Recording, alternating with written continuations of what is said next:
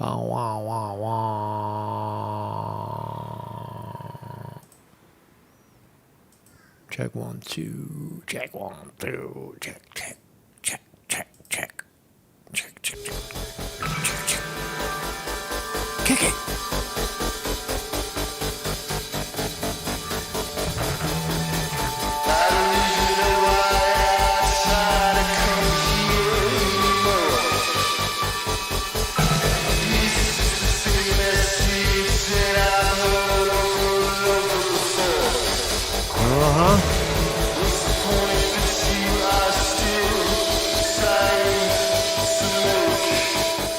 I don't know.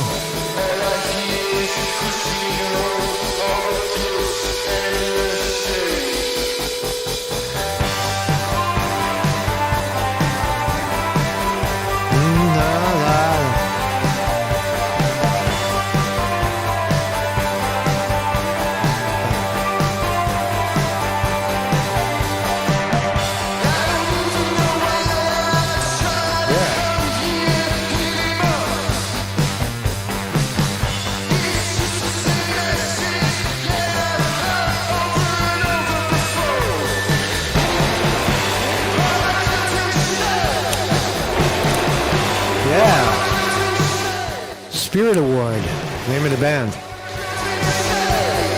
Wow, yeah. Yes. Good morning, everybody. Marcus Conde reporting. Today is June 26th. June 26th. It's almost Independence Day, almost 4th of July again. How about that? Wow, time flies, man. Time flies. The summer. Spring is almost gone. We're almost in the midst of the summer of 2023. So welcome everybody. Welcome to the program. Today is, as I said, today is the big day of the coup. You heard there was a coup. There was a coup in Russia. Troops in Russia decided to turn around from the Ukraine and converge on Moscow and threaten the power of Vladimir Putin. Wow, that's interesting, right? Very interesting story. Did they succeed at the coup? No, they called it off at the last minute, and there was no bloodshed, and amnesty was offered to all of the participants, including the commander that led the charge against Russia. So what does it mean? It's Russian people. Is it the brink of a civil war, as the American populace, American media would like you to believe it is? Is Russia at the brink of a civil war or total breakdown? It doesn't look like it. It just looks like a blip on the screen, if you will, and we'll see. You know, we had that. It's very different than what happened in the United States. What the Americans called a coup, or at least the psychopath left called a coup, was a rally back, if you recall, January 6th. How could you forget? But peaceful protesters converged on the Capitol and pushed their way right into the bowels of power, standing in the Senate and in the House of Representatives, without guns, without arms, just peaceful, with signs and flags and big mouths. But in Russia, and there was no amnesty. All those people went to fucking jail. And how many people went to jail for January 6th insurrection, quote, insurrection, which it wasn't. It was just a rally that got out of hand. But it does show you how the American people were able to push into the bowels of power and challenge it, even for a moment. But we weren't. Those participants weren't offered the same luxury as they were in Russia. In Russia, if you do that, even if you got tanks and bombs and guns, the President Vladimir Putin still gave the coup participants amnesty. He said, "Yeah, get out of here. Go to Belarus and stay there." So we'll look at that fascinating story. Also, we're queer. We're here. We're queer. Have you heard the chant? the new chant coming out of New York City's gay pride parade. We're here, we're queer, we're coming for your children. We're here, we're queer, we're coming for your children. What does that mean? Coming for your children? There's a bunch of. It sounds like a grooming expedition. Certainly, Ghislaine Maxwell was thrown in fucking prison for 20 years for grooming. And you've got homosexuals down in the West Village of New York by Stonewall. It was a wonderful fucking celebration. I went to the Gay Pride Parade, 15 years in a row. I always pass through it and see it, and you see the pride and the joy in the people's eyes, and everyone's having a good time. It's incredibly peaceful, incredibly uplifting. But this year, you could see how the lunatic left even squeaks into something as prideful as the Pride Parade. Like they're marching down the street, chanting, "We're here, we're queer, we're coming for your children." I thought the children were off limits. I thought people under 18 are not subject to your attack. It just shows you how the left is infiltrating schools and other types of things. Really happened. The most of the participants at the parade frowned upon it. Frowned upon what the lunatic left was saying. Coming for your kids. So we'll look at that story, too. Can't make that shit up. And what else we got? I don't know what else is going on in the world. So this is my thumbnail today. Look at that. Russian tanks pushing into Moscow. And real. I don't know all the details to the story. We're going to look at some of the clips coming out of the media, and we'll try to by the end of the program, we'll understand what's going on in Russia and have an opinion as to what the fuck we need to do about it, if nothing at all. So Marcus Conte, my website, educational philosophical live streams. We leave the very important, dangerous, and conspiratorial talk on politics for others. We don't touch that. We just talk about the truth in an educational and philosophical way, if that's possible. So every morning at 9 a.m., we're live. Come on down. Join us. We're all here. These are live people on your screen. McKill Slides here. Zoot Cooter. Weevil Girl on the wrench. Good morning, Weevil Girl. William Smith. Sete. Good morning. TJ, how are you? And everybody else that's lurking. Thank you all for joining me. I appreciate your presence. I really do. I appreciate you. Ways to support the program through Zelle and Zelle, Short Happy Life, and also PayPal, Patreon. So you can go ahead and do that if you like. So let's start here. Mama, this is a little bit of a side note. Could you imagine, right, for years and years and years, when you walk down, the streets in New York City Village and parts of Brooklyn, parts of the Bronx, you smell delicious pizza everywhere, right? Brick oven, coal, wood-burning stoves cooking amazing pizza and amazing eggplant parmesan and amazing, garlic balls and whatever else they put into the oven. Well, it turns out the left in New York City is going to crack down on it. They don't want that shit. They don't want the coal burning because it damages the environment, if you can imagine. So these pizzerias that have been going for 100 years, that have been feeding people, are now subject to exile because how are you going to do a wood or coal burning stove? How are you going to decrease the emissions by 75%? You can't do it. Maybe they should give out coal burning, wood burning stove licenses. Hey, there you go. Charge $1 million to burn coal. So we can't make it up. Mamma Mia, historic Big Apple pizzeria joints could be forced to dish out mounds of dough under a proposed city edict targeting pollutant spewing coal and wood fire ovens. Unfucking real. New York City Department of Environmental Protection has drafted new rules that would order eateries using decades-old baking methods to slice carbon emissions by 75%. Listen, I call this a foul. This is a foul. This is not even in the same fucking universe of every car on the road burning gasoline and pushing it into the air.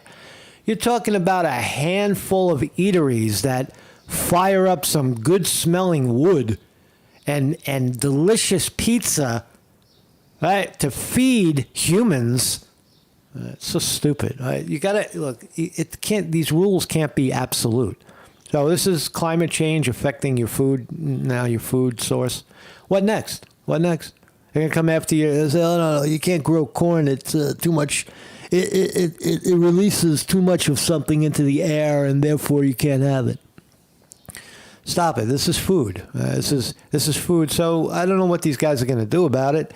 I would imagine that they'd try to they can the rule could require pizzerias install pricey admission control devices. Ugh.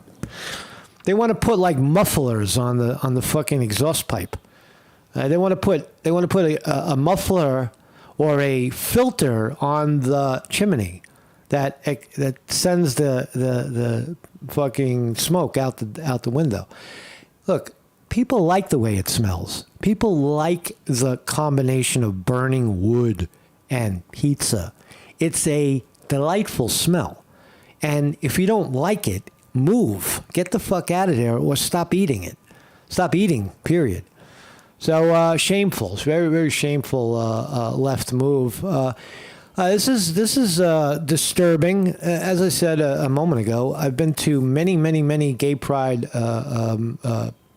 parades. The parade is every year right around this time in New York City. It parades all through the village. If you're a New Yorker, you can't avoid it really. You can't even cross the streets at some point. So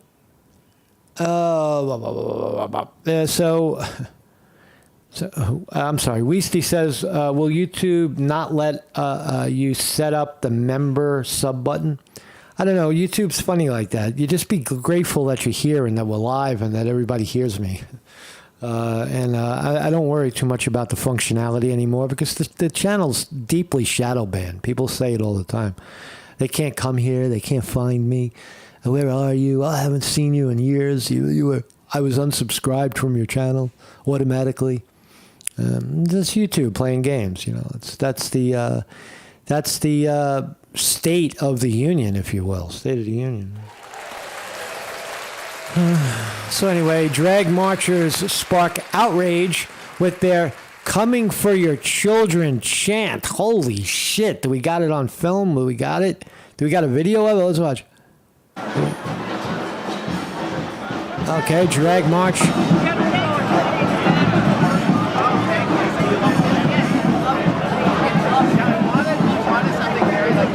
I don't hear anything yet. How about you?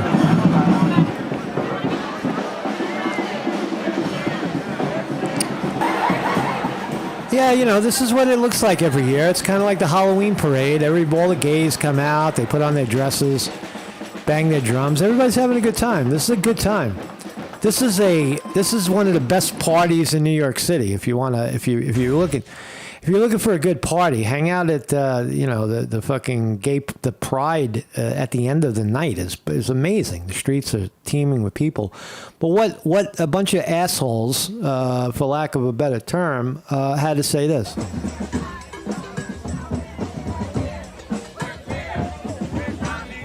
The children, we're here, we're queer.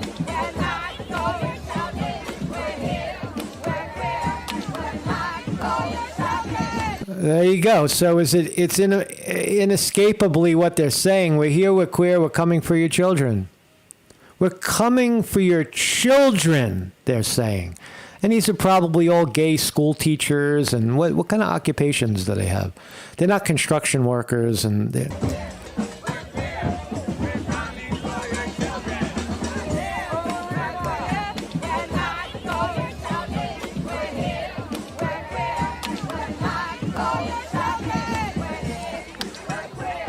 We're coming for your children. We're here. We're queer. We're coming. What about this one?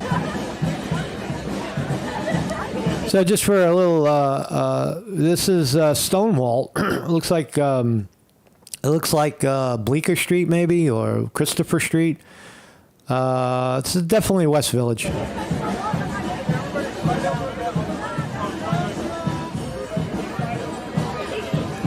So that's just another one, but that is disturbing. I think you would agree that that's kind of disturbing, right? Is it an isolated case? It's just a bunch of kooks. A bunch of people got a little high and a little drunk, and they got carried away, and they revealed the truth that they're really targeting your kids because they want those kids to become gay. Is that something that is? Am I misinterpreting it? Am I jumping the gun here? Well, here's a guy. I found this smoker about a year ago. Listen to this guy. Celebrate Pride on the progress we've made over these past years. There's still work to be done. So to those of you out there who are still working against equal rights, we have a message for you. You think we're sinful? You fight against our rights. You say we all lead lives you can't respect. But you're just frightened.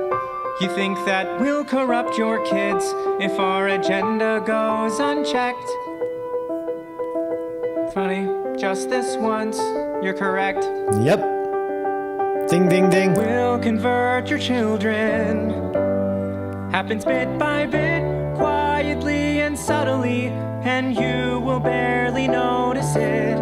You can keep them from disco, warn about San Francisco. Make him wear pleated pants, we don't care. We'll convert your children. We'll make them tolerant and fair. There you go. There you go, man, in his own words. Wow, that was a great song, right? We'll convert your children. You were right. We're coming for them, right? So that's some crazy shit there in New York. I call that grooming. I'll call it what it is. That's children grooming children to be gay. Right? It's sexual grooming. You're gay. That means you like men, and or you're a woman and you like women. You're lesbian. It's grooming. That's what it is. So let's look at this fucking vile thing that happened in Russia. Was it a real coup? Let's listen to some of the news and get the story over there in Wagner mutiny. Let's listen. Scenes of calm on the streets of Moscow on Sunday, where just a day earlier the government threw up military checkpoints amid reports that an armed column of mutinous Russian mercenaries were barreling north toward the capital. A tumultuous 2 days saw Yevgeny Prigozhin, the leader of the Wagner private militia, seize the southern Russian city of Rostov-on-Don and challenge the authority of President Vladimir Putin. Wow. But a short while later, a deal was brokered that saw the mercenaries stand down, with Prigozhin to leave Russia for neighboring Belarus. So the commander is now ousted, but an amnesty was offered to all participants. But why did they do it? Why did the Russian troops converge on their own? Why? What qualified? What motivated the civil war, the civil action against government? Well, you would have to be Russian to understand that. You would have to be Ukrainian to understand that, or you would have to be one of these people in the country to understand the full depth of their own issues, their own problems, their own civil unrest. Does it destabilize the Russia overall? Hell fucking no. If a foreign entity invaded Russia, like the United States, for example, or China, all these Russian troops would converge against the attacker. But in civil cases, they're just arguing and fighting amongst each other. Does it show that Vladimir Putin is weak and feeble? No, I don't think so at all. I think whatever deal he cut to give them amnesty was the right move at the right time for Putin. And you could almost expect it wouldn't happen again because now he's ready for them. Right? Anyway. The unrest whipsawed Moscow residents. На самом деле, A man who gave his name as Andre told Reuters, quote, "It was really uneasy yesterday. But look, it's Sunday, people are walking in the streets. It's all good. Let's hope it's all going to be peaceful in the city, in the country, and in the world too. Let's hope it will all be peacefully resolved." надеемся, Yes. что все будет разрешаться мирно. But in Rostov-on-Don, where Wagner tank treads scored the city's pavement, locals were still shaken. Вроде неожиданно все закончилось. A resident who gave his name as Dmitry said simply, "There are very serious problems in the country and they need to be solved. People..." That's unusual, too, to get interviews with Russian pedestrians. They generally won't talk to you. I've tried it in New York, going down to Brighton Beach, where all 90% Russian population. They won't talk to you on camera. They're respectful. They're like, oh, no. They won't talk to you. They don't talk about politics. But here they are on camera. A few people predict Wagner attack on... Ken Cora says predict Wagner attack on Finland. Weevil Girls doubts this amnesty. I think that's a healthy doubt. Putin surrendered here, but of course there'll be a counter punch. You might see this guy, end up smoked, jailed. Who knows? Who knows what's going to happen to the leader of the coup? But for now, there's no political prosecution. It's just okay. It's like two boxers come out and then the bell rings and they go back to their corner. Who can no longer tolerate it, they resort to such radical methods as Prigozhin. Вот как Пригожин. Prigozhin and his Wagner fighters were once hailed by Russian media as heroes of the invasion of Ukraine. But Prigozhin has been fiercely criticizing Russia's military leadership for months. So here's the leader on the ground in Ukraine, and he's probably seeing and saying to Putin, "What the hell are you doing? You're making a mess over here. People are dying. We shouldn't be here. There's a better way to do this," and he's being pushed, it seems, in the wrong direction. It's a commander who lashed out, right? A commander in the Russian brigade. Now, are they going to go after this guy? He's pretty powerful, but the point is that amnesty thus far has been granted. He's not in jail. He was allowed to leave. All the troops left. On Friday, he claimed his forces were attacked by the regular army, prompting Wow. his apparent mutiny. The short-lived upheaval has raised questions over Putin's hold on power. It's the most dramatic military political confrontation in Russia in the last 30 years. You're an asshole. Here's the high intellect from Syracuse University is going to tell us that this is the most profound thing that's ever happened to Russia. He's on a liberal campus, Syracuse. I know Syracuse because I went to Syracuse. A Syracuse professor. The time of the collapse of the Soviet Union in the early 1990s.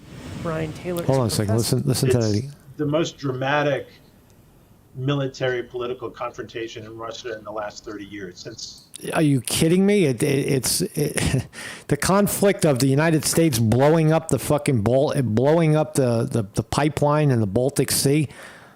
It's not even close. It's not even close. The time of the collapse of the Soviet Union in the early 1990s.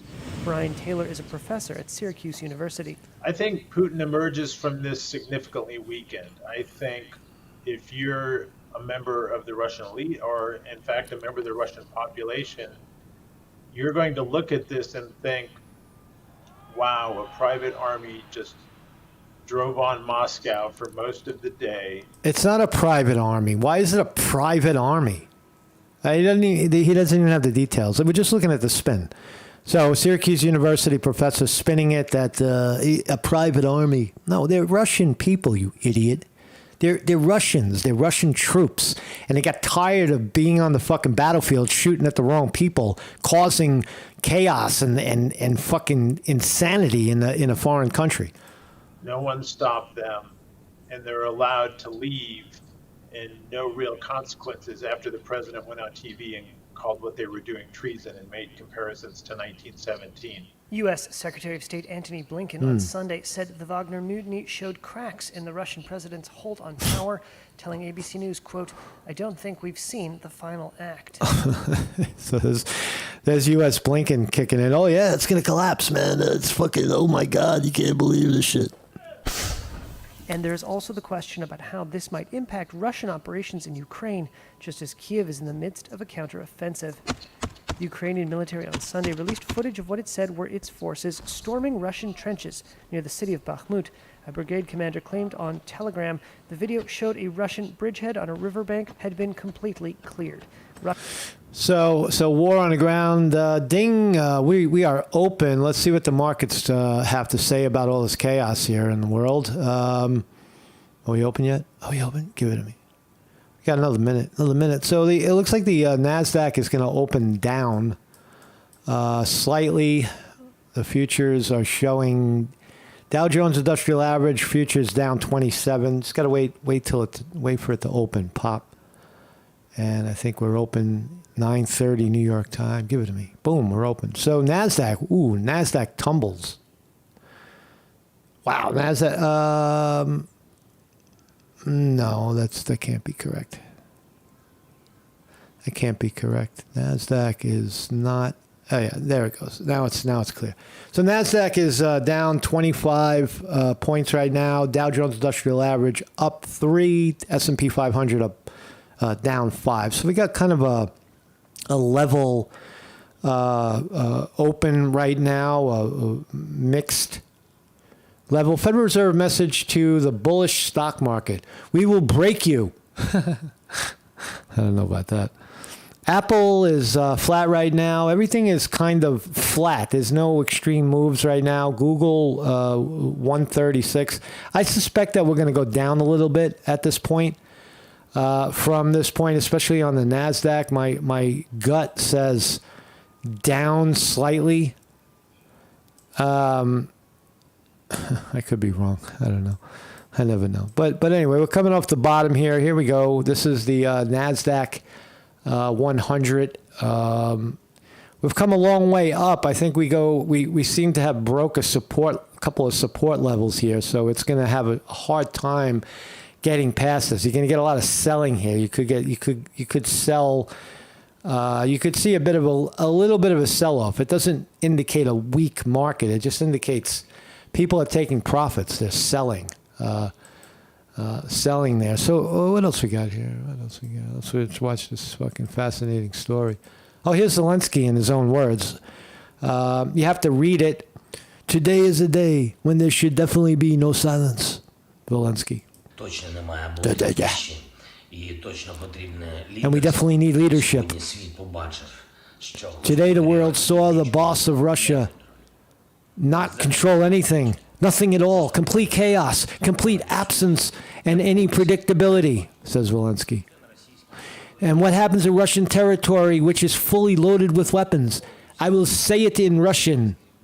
The man from the Kremlin is obviously very afraid and probably hiding somewhere, not showing himself.